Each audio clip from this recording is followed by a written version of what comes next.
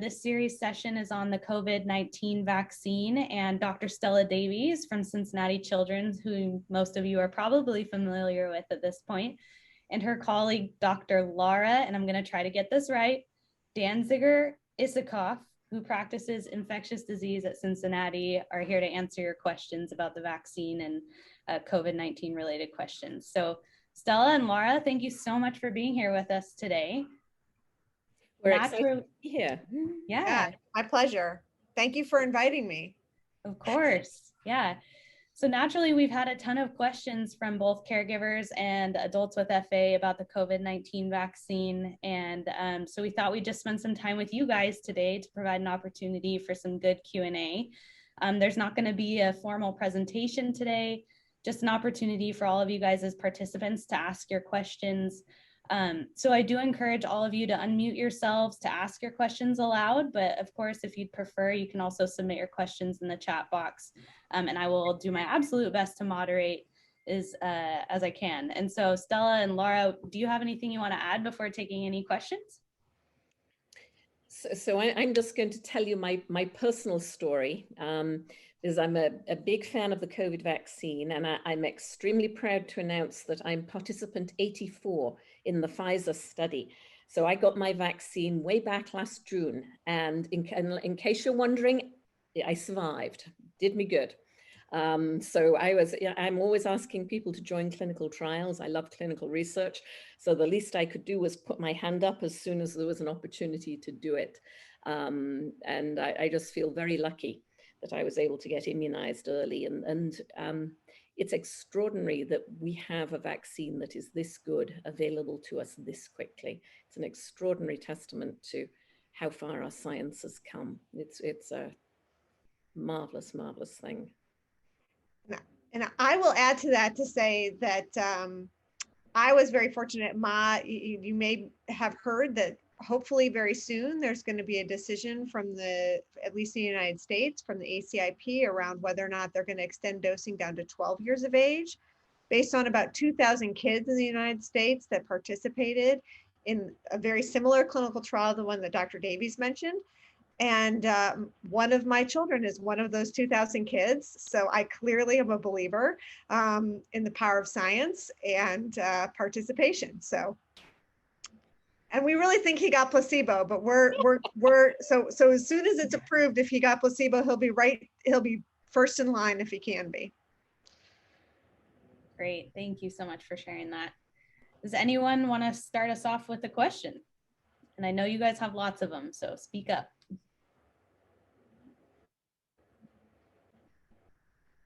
I'll ask a question. Yeah. Hi, Stella. Hi, Ista, how are you? Good.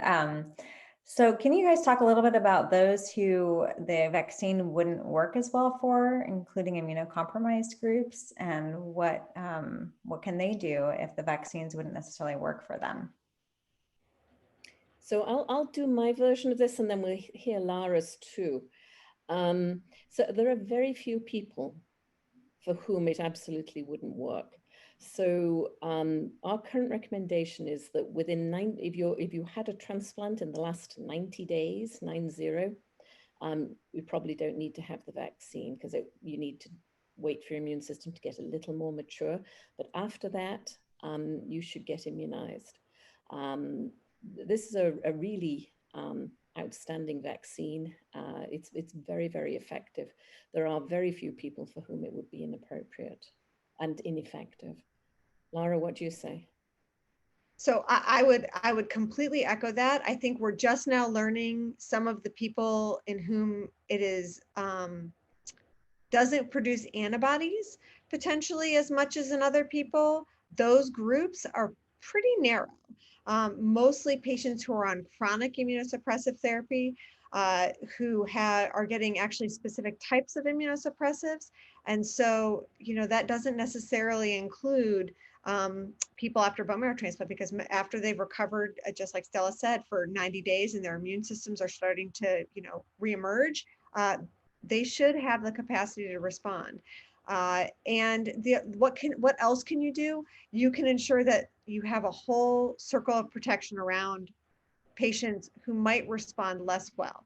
We certainly advocate for everyone to be vaccinated who's eligible, and there are very few people that would be ineligible, mainly based on the fact that they would have gotten COVID recently and gotten one of those monoclonal antibodies. You have to wait 90 days after you get those before you can be vaccinated.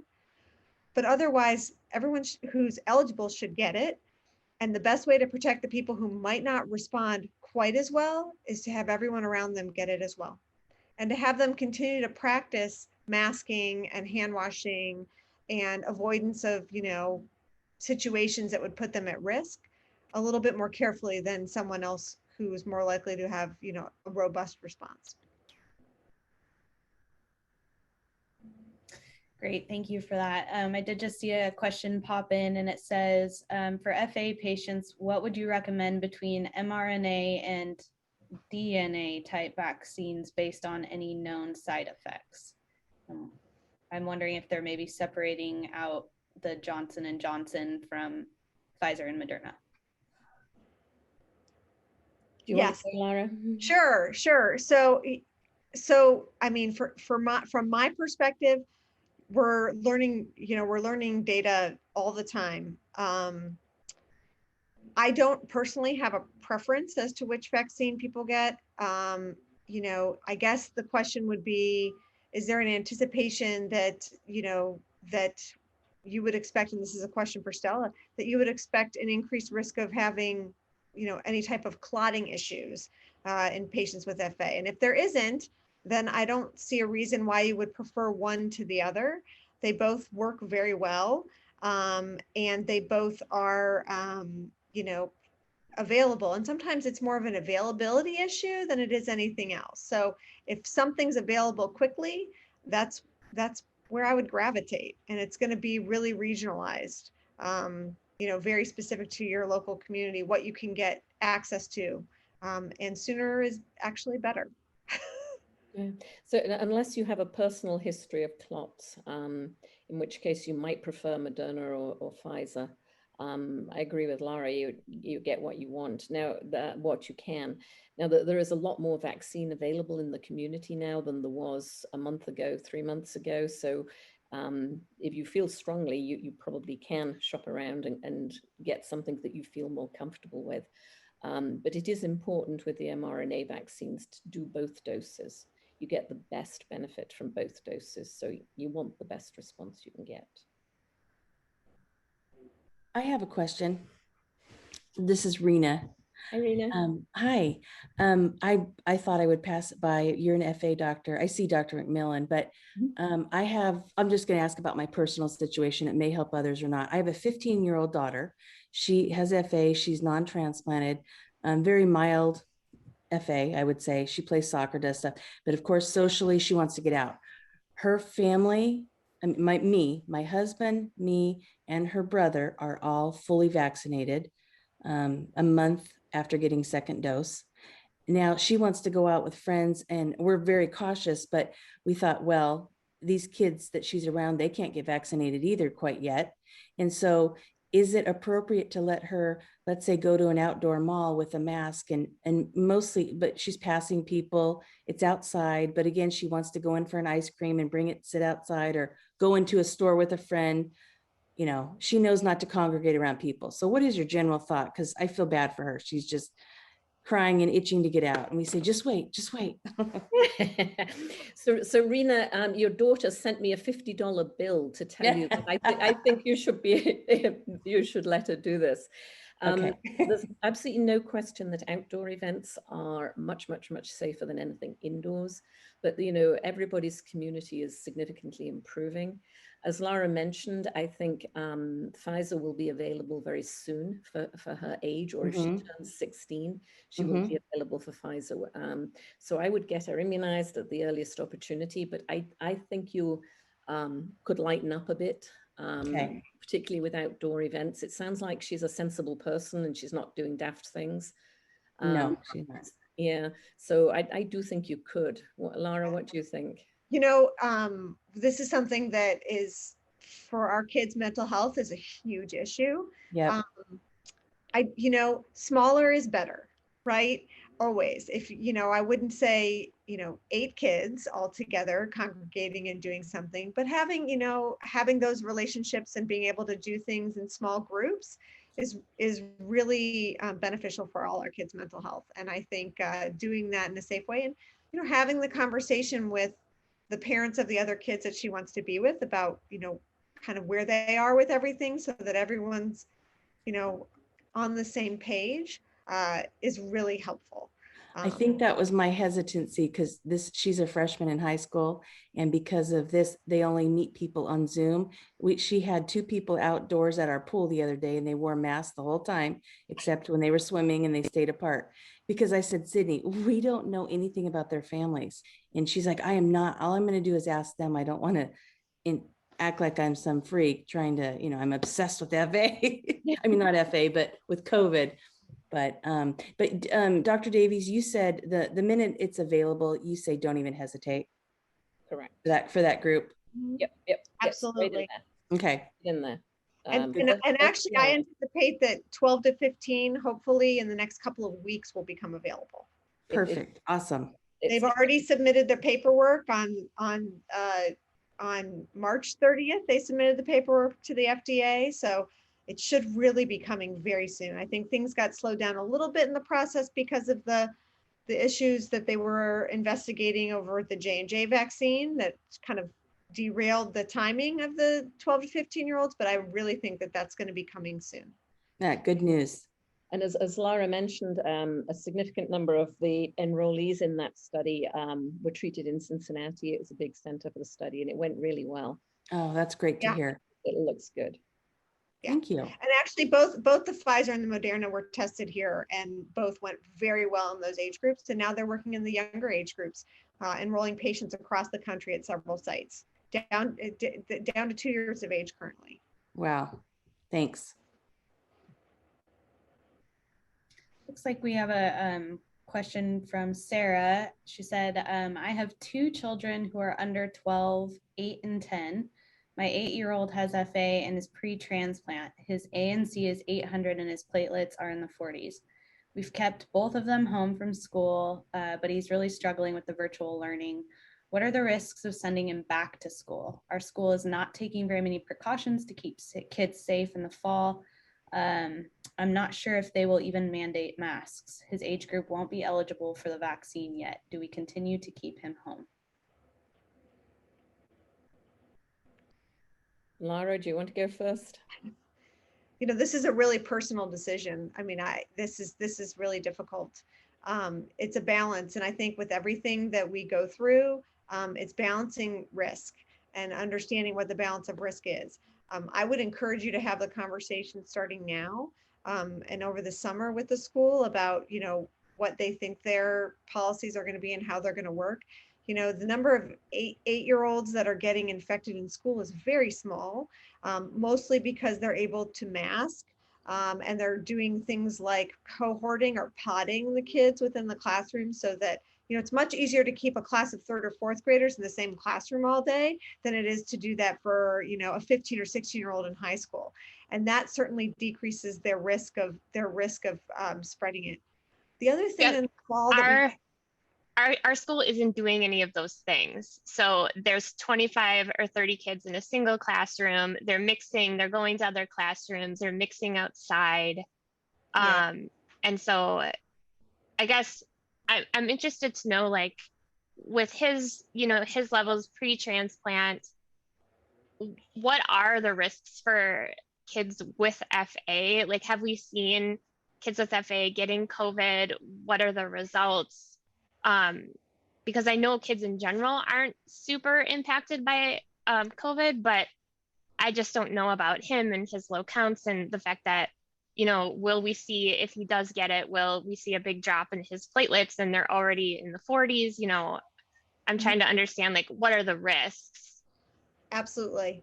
One thing I will say is that the other thing to keep, if the school is choosing to do, have classes like that, that's the decision of the community. But the other thing that's going to impact your decision making around this is also what the community prevalence of COVID is.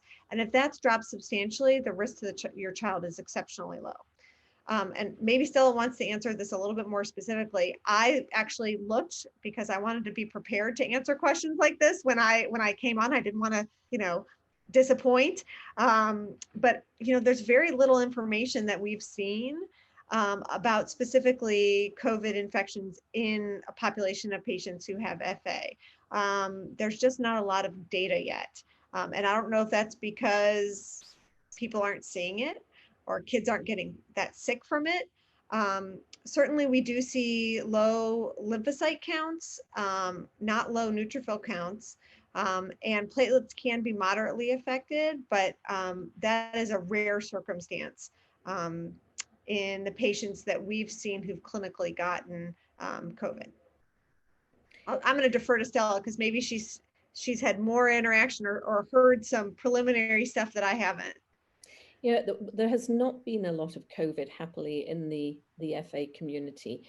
And at Cincinnati, we haven't had anybody severely affected, nobody ill enough to need to be in the hospital, and a very small number with actual infections. I am aware of somebody at a different hospital who was severely ill, but that's only one person. So it has, and that was at the height of the pandemic. I am so sorry that there are not precautions being taken at school, because I absolutely agree with you, Sarah. It's really, really hard for an 8-year-old to learn on Zoom. So, speaking as a mom and not a doctor, I would be very keen to get my kid back in school too. But I can see your concern when there are no precautions being taken. And I don't know if that's general in your area or whether, another school might be better. I'm guessing it's probably similar in other schools, and that does make it hard. As you know, with any viral infection, platelets can drop. Usually they recover, but again, as I'm sure you know, sometimes not back to where they are, to where they were. So that is an anxiety. Now, having said all this, I'm presuming you're not going back to school till August.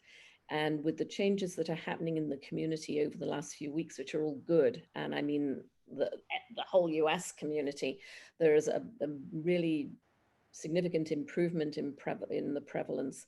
I do think if this was my kid, I think I'd be trying to make plans expecting them to go into school, but I would be camped out in the school office saying, what can you do for me? This is my position.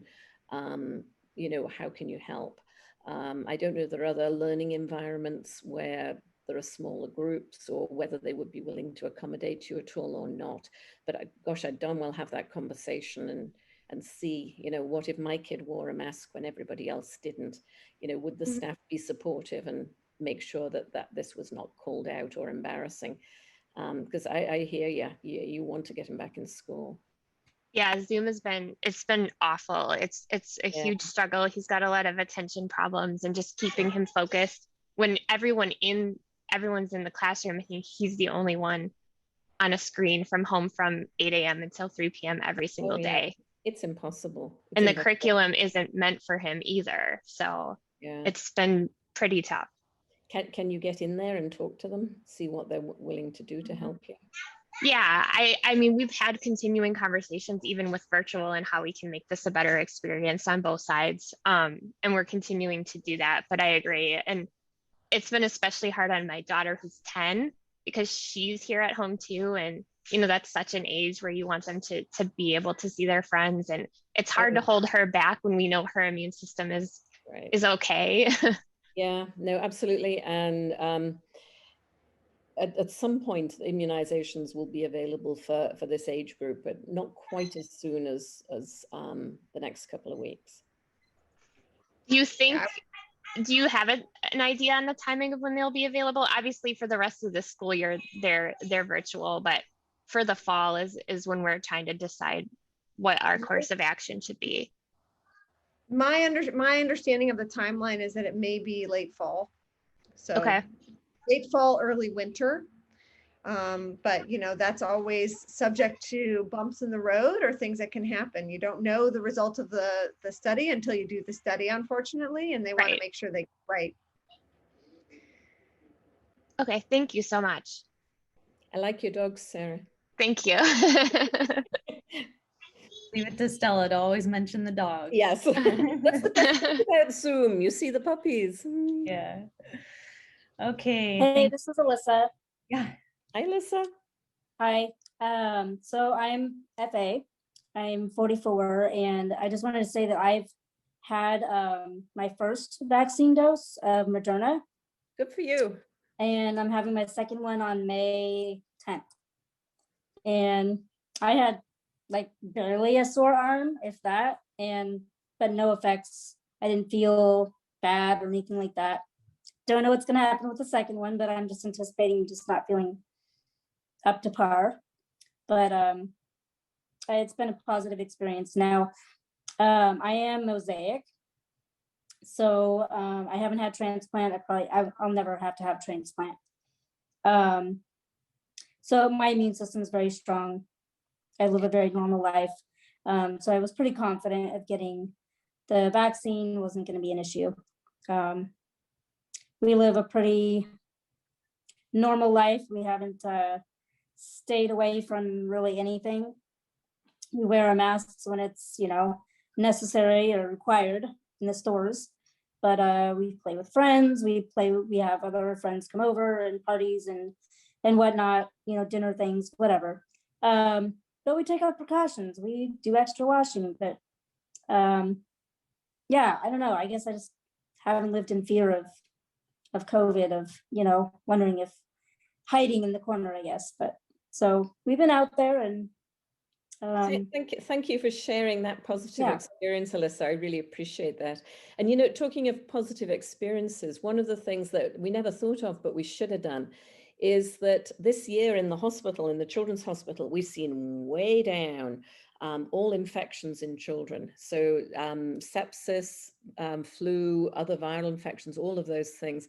And that's because people are washing their hands, they're keeping their distance a bit, all of those things. And there's lots of benefits to just keeping it as a habit that you always do, just things that are safe and not crazy.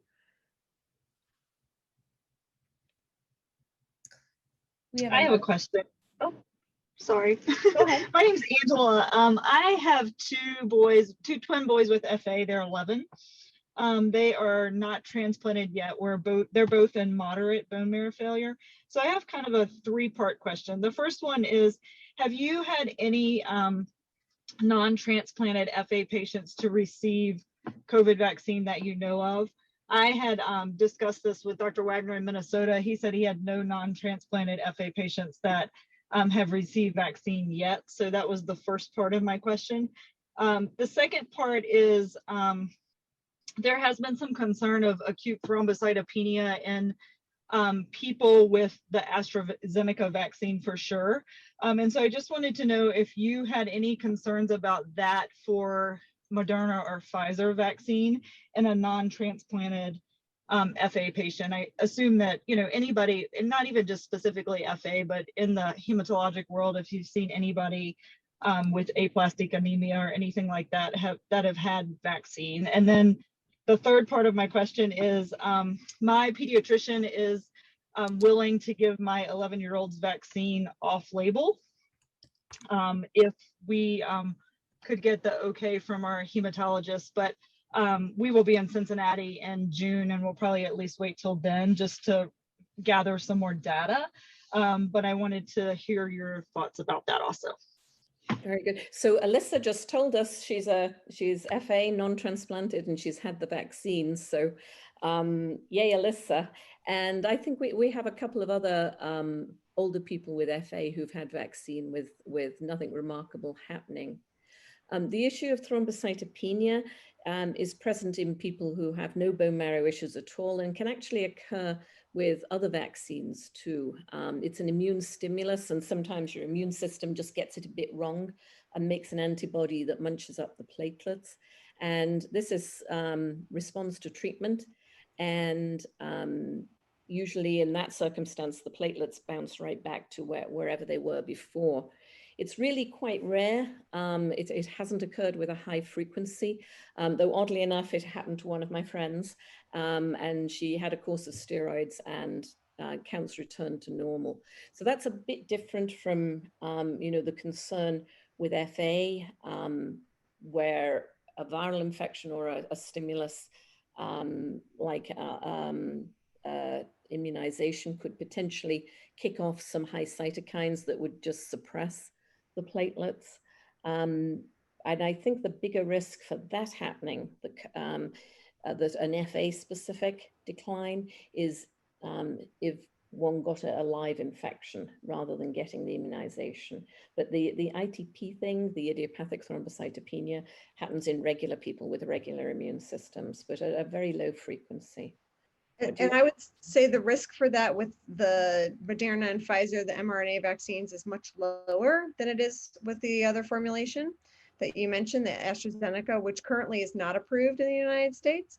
And then the one thing I will just say is that these vaccines are only available through an emergency use authorization, and they really should never be given outside, because they're not technically approved by the FDA, and therefore they can't be given off label. They really only should be given to people who fall under the emergency use, because if they are given outside of that and that is discovered, that puts the person who's giving those vaccines license at risk. It's a really big deal. And so just be cautious about that. Not that I wouldn't want your children to get vaccinated, but I just think that it's a bigger issue than people who may have vaccine available for other populations may realize. And I know that no one here would want to, create a situation that was uncomfortable for anyone.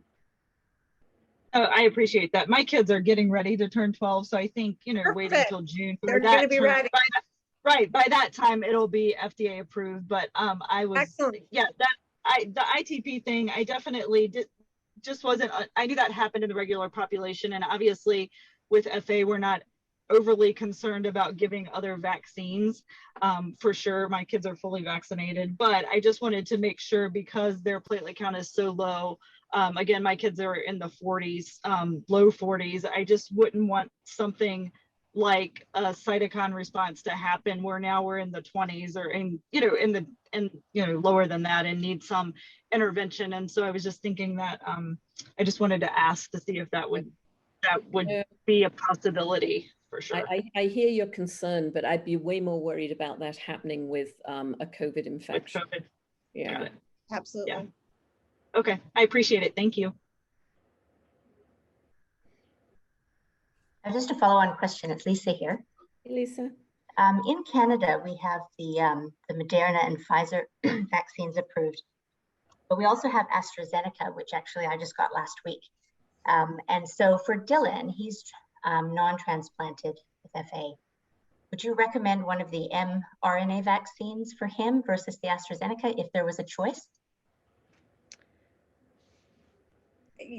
I don't think that I personally haven't seen enough of the data about the AstraZeneca to comment on that, just because it hasn't come through our system to look at, and all of the reports around that haven't been published. So I would feel uncomfortable making that distinction at this point.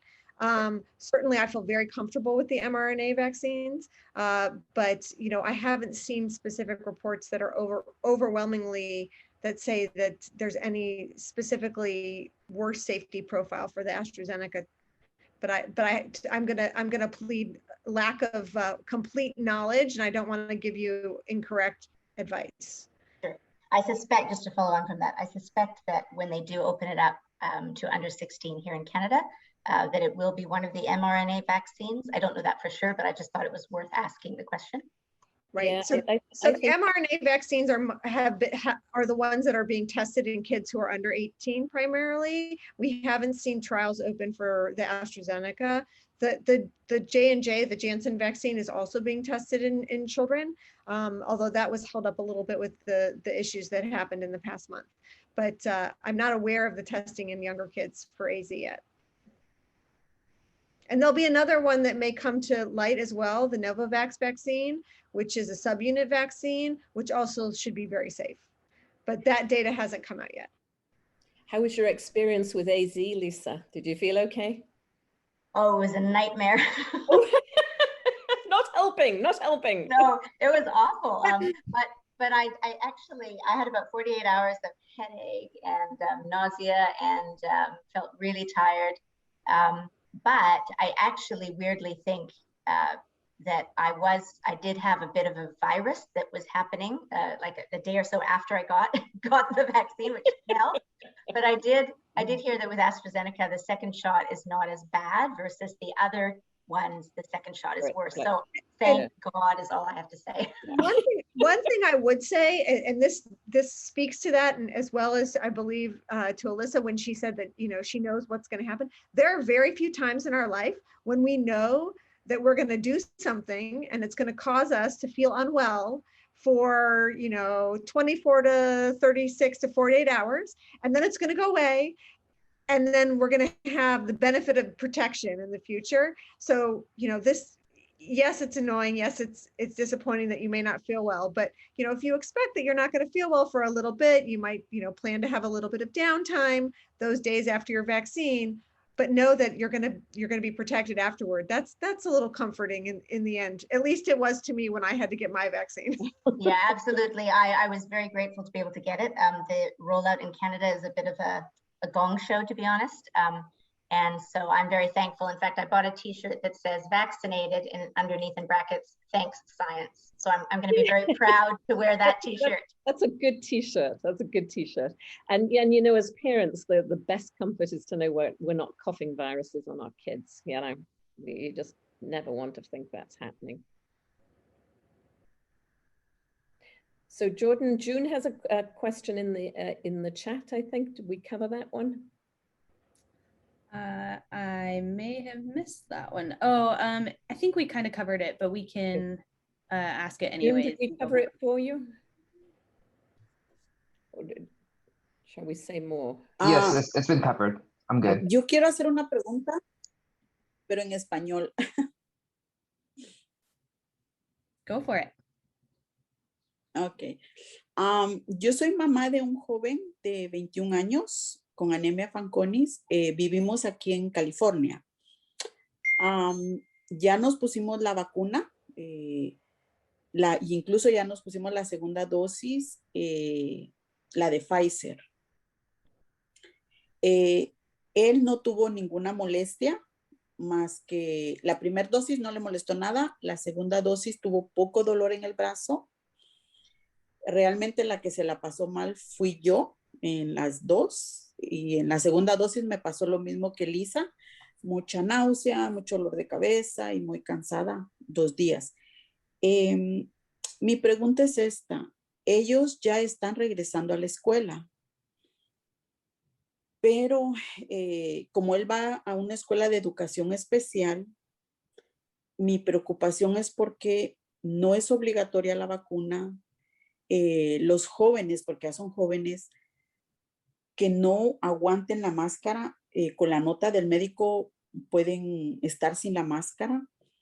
Entonces yo no me siento cómoda enviándolo a la escuela, pero sí veo que también el encierro le ha hecho un poquito de daño. Entonces estoy como que no sé si enviarlo o no enviarlo.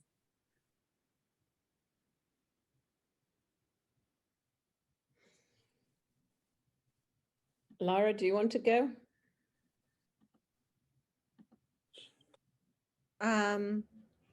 That's really hard. That's a really hard situation to be in. I think you do the best you can with the things that you can control. For me, it's if you can control that your child can wear a mask, that your child is vaccinated, that, you know, you ensure that the things that you can control, you're doing the best you can. That's really the most important thing. And working with the school to ensure that they have the best policies in place and helping them to understand your concerns is really as much as you can do at this point. Stella? Yeah, and that is tough. And as we said earlier, I do think it's really important to get the children back into school at the earliest safe opportunity. It's just so important for their growth and development.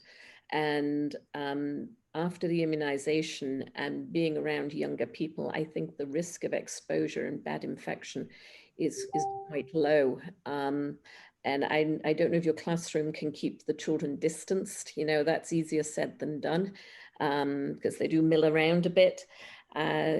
So control what you can control and share with the school. And then you just have to, I think you have to look in your heart and say, you know, do I feel like this is safe and better for my child than keeping them out of school for a long time, which absolutely has significant problems. It's not trivial.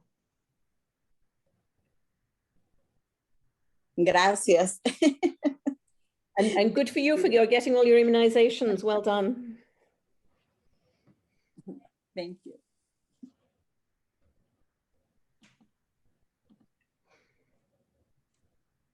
Any other questions?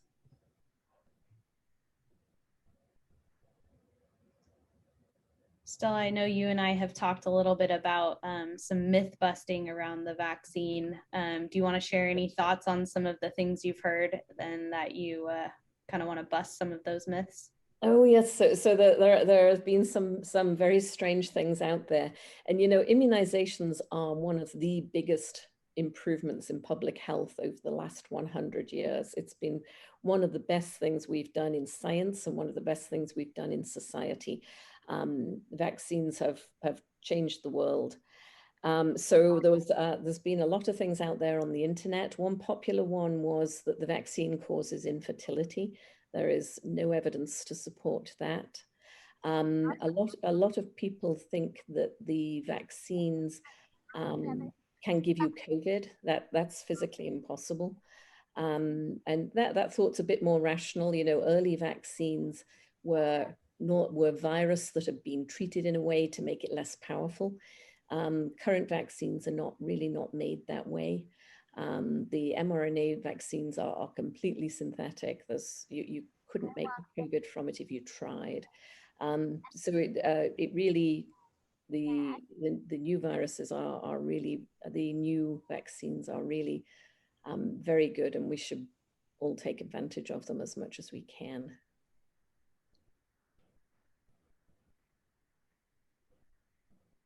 I've gotten a question before about breastfeeding and getting the vaccine. Can you pass on some of the immunity through breastfeeding? So just like any vaccine, when you create antibodies, breast milk is rich in antibodies, and those are, you know, passed on. So it can be beneficial. Even more beneficial is, you know, vaccination during pregnancy. So anything that you can do to try to boost that immunity in your antibodies while you're pregnant or if you're breastfeeding have potential benefit to your child. Are there any risks to infertility? I've gotten that question as well. There are not. No. I was hoping someone would ask. So No. please don't rely on it for birth control. Yep. That would be a big mistake. Yep. It doesn't affect fertility for women or for men. Thank you. Any other questions? I have one. A personal situation. Tell me what you think. My family of four, as I mentioned earlier about my daughter, we're very cautious and protective, especially since my son, not only with FA, but has lung issues and you know, had a transplant. But we have my brother, his family of four, they're of a little bit different mindset. We'd like to get together with my brother, his wife, and their two kids, but it sounds like they decided they are not going to vaccinate. And my brother works in radiology and he wears a mask. He was insistent on my parents getting their vaccination, but his wife tends to be a little more skeptical about things in general. And I understand that at first, but I'm not sure what the hesitancy is, but he just said, well, it's getting the COVID vaccine doesn't, you know, prevent you from getting COVID. And I'm like, well, yeah, it keeps you out of the hospital and keeps you from dying. And also the whole idea about caring for others, right? So I'm looking at it, and we usually get together. He comes over to my house for a week. I'm in Southern California. And I thought to myself, well, I cannot we're not going to be outdoors the whole time. I cannot be with them, their family of 4 with my family of 4, and them not getting vaccinated. I accepted the kids because I thought, well, we can maybe say a week before, maybe they stay home and kind of protect themselves because they can't get vaccinated, but the mom and dad can. So what is your thought on that? I think they are either they do say, okay, we understand, but we haven't actually said we're not going to get together. I just said, oh, what do you think? You know, these things are hard because these you know, these family things can linger and be difficult. So this is my mom voice now, not my doctor voice. And if this was me, Mrna, and this was my family, I think I would say, you know, brother, I love you, but I'm gonna pass because I love my children and I want to protect them, and I would just be uncomfortable. And you know, as the virus passes from the community, and however long it takes, we'll get back together again. But you know, I'll just love you from a distance for this summer, because it would drive me crazy. I would go nuts during that week. Oh yeah, same mindset. Yeah, nobody would have fun. It sounds like he may well be gracious about it. So I would take him up on that graciousness and say, you know, thank you. This is really important to me. And so I'm going to keep my distance for a while longer. Thank you for that. Yeah, I think these things with families are exceptionally hard, and you have to read the tea leaves within your own family as to how things are going to go over. There are other ways of thinking about it, if, you know, depending on your comfort level, that you can consider as far as contingencies, you know, they talked about it. If they're committing to dying to do it. Hey everyone, I just want to remind you to please mute yourself if you're not speaking. It's personal preference. Matt. Okay. So what I was saying is, you know, every family is a little bit different. And if, you know, if that wouldn't go over well, which I actually think it sounds like it might in your family, there are things that you could think about, including talking with them about, you know, their commitment to, you know, quarantining and having testing before they come, if that's going to make you feel any more comfortable. But if it's not going to make you feel more comfortable, sometimes having a gracious, hard conversation at the beginning, as a, you know, as a parent as well, and as a sibling, sometimes that's just easier. Yes, agreed. Thank you both. I'm not going to meet him. But you're still going to love him. Yes. Absolutely. They're giving me a way out and I'm going to accept it. Yeah. Yeah. They're like, oh, we don't need to come. Yeah. But it was like, okay, yeah, I agree. Sarah, kind of to follow up on that question, said on the other side, if family is vaccinated, is it safe for my unvaccinated kids to be indoors without masks with fully vaccinated adults like grandparents? So the CDC guidelines currently would say that that is actually quite acceptable, as long as you're in small, you know, immediate, you know, one other small family, something like that. Okay, perfect. They have a whole list of risks and contingencies, and I would say if you have interest in kind of the nuances of those things, or if you're really interested in infographics and you are a visual learner, there is a blog that's done by someone called Your Local Epidemiologist, and they answer questions from the public that are around these types of questions with infographics that are really accessible. And I actually use them a lot to help explain to people, you know, rather than walking through some of the technicalities. Perfect, thank you. I was always a little concerned with, they usually have a caveat of like, unless you're immunocompromised or things like that. So just wanted to double check. I think you're fine. Okay. Yeah. I have gotten the question before too, have there been or are there currently any studies being done on COVID vaccines, existing vaccines with any of the bone marrow disorders or demographics in the rare disease community? So go ahead. No, you can go ahead. People within this community are eligible for the vaccine that's being given. And there is a lot being learned as the vaccine is starting to be used. You know, as was mentioned, that this has been extraordinarily quick. So, you know, and nobody is a year out from having had the vaccine yet. So there's a lot of people paying attention, you know, following along, paying attention and learning.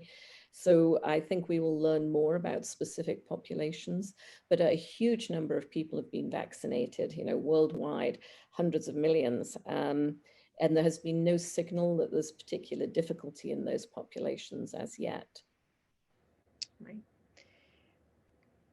And I would say that, you know, keep your eyes open. There may be opportunities, especially in the pediatric patients who are post BMT, that there may be opportunities to participate in research coming up. Great, thank you. Is there any update on how long the current studies say antibodies are lasting in the body?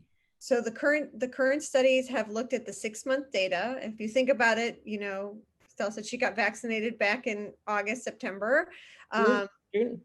June, but most people, she was very low number. Most people, there were about 70,000 people who were in that initial first wave, and they were vaccinated between June and about October, so, or November. So, you know, we're just now getting 6-month data, and so far it's looking good at 6 months, and they will have assessments at 9 months and a year and follow along with that. And they are discussing, you know, if there need to be booster, there are studies looking now at booster doses and all sorts of other, you know, kind of contingencies, so that that data can evolve as we all get closer to those time points. Great. Any other questions? We have a few more minutes before we wrap up.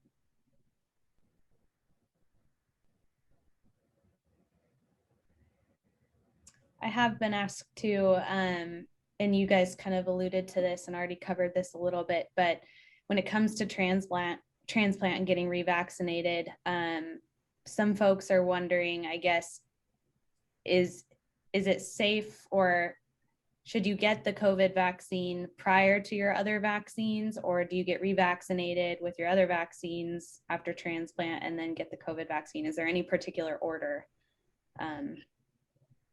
What we're doing is that we would vaccinate people who are of a suitable age to receive the vaccine. We would do COVID first. So we 90 days we're offering the shot to those who want it. So that's our first thing. You don't have to work through everything else. That takes a couple of years. And the COVID is the immediate risk. And if you were someone that happened to get vaccinated prior to a transplant and then required a transplant afterwards, would you need to get revaccinated with the COVID vaccine after? Yes. Perfect. Just like all the other vaccines. Yep. We do have to do them all again, just like a brand new baby. Yep. Okay, any other questions?